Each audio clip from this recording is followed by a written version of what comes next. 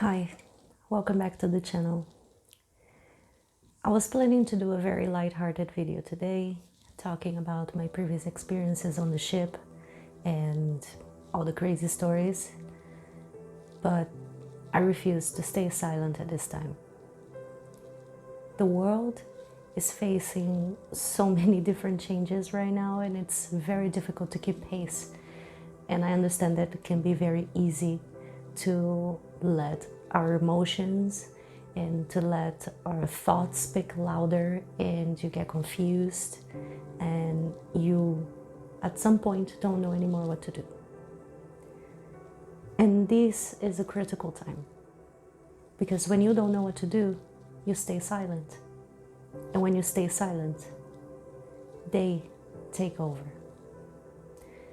I'm not here today to talk only about what's been happening in America with the Black Lives Matter and all the riots and demonstrations, pacific or not, that have been happening all around the world in support for the case of George Floyd and many others that have been cruelly murdered by the police. There is just so much wrong with society nowadays. Myself, I come from a third world country, if that has any meaning nowadays. I am originally from Brazil, and we have a fascist in power. It's 2020. Back in the 40s, in the 50s, people were thinking by 2020 we would have flying cars and much more advanced technology. But something inside our brains doesn't allow for that. Certainly we have achieved a lot of things, a lot of positive things. But how much more into the sense of humanity have we achieved? I believe this is the time for us to focus, to really raise our voices and say enough is enough. Enough is enough. We're all tired. We're all frustrated. I'm personally angry. But I don't want to talk about anger. I want to talk about love. I want to talk about knowledge. I want to talk about educating yourself. I was hoping the quarantine would be a period for us to really press that reset button, and it doesn't look like it. It looks like we just are numbing yet again from everything else that has been happening.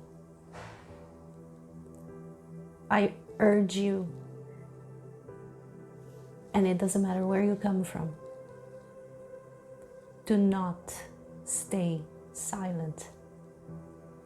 Talk with your friends, with your family, with your co-workers.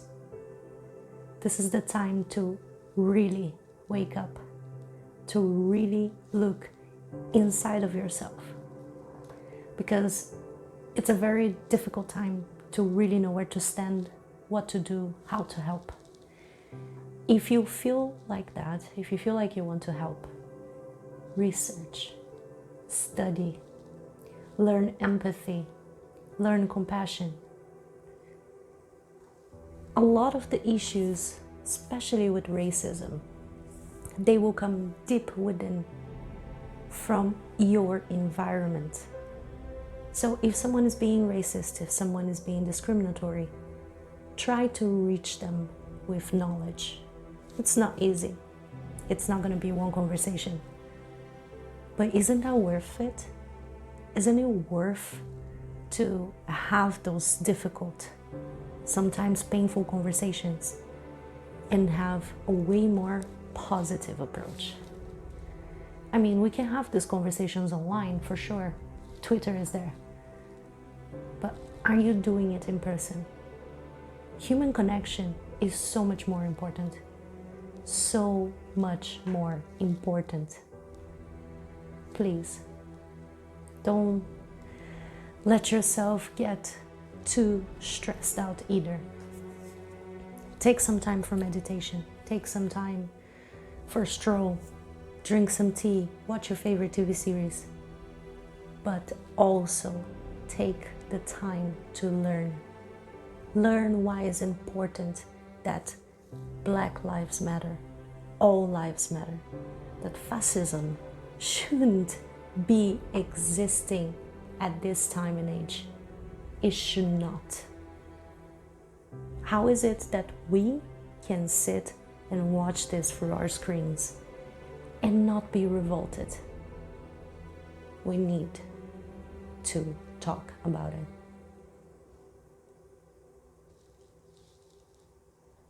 It's quite difficult for me to talk about this subject because I may look Caucasian, but my blood is completely mixed. My mother, well, the family from the side of my mother are coming from a mix of native Brazilians and Africans. And my father's family, it's a mix of Spanish, Portuguese, and Brazilian. I've been discriminated far too many times. And I'm still here. And I've learned with every experience to be more compassionate, to be more understanding, and try to see what is the reason that leads someone to be like that.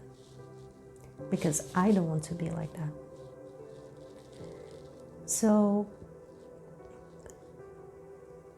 I just want to leave you with a message that I saw on Instagram, a text rather, by Leslie Dwight, that really expressed how I feel 100%. So, as a blind person, I need to put my glasses on. What if 2020 isn't cancelled? What if 2020 is the year that we've been waiting for?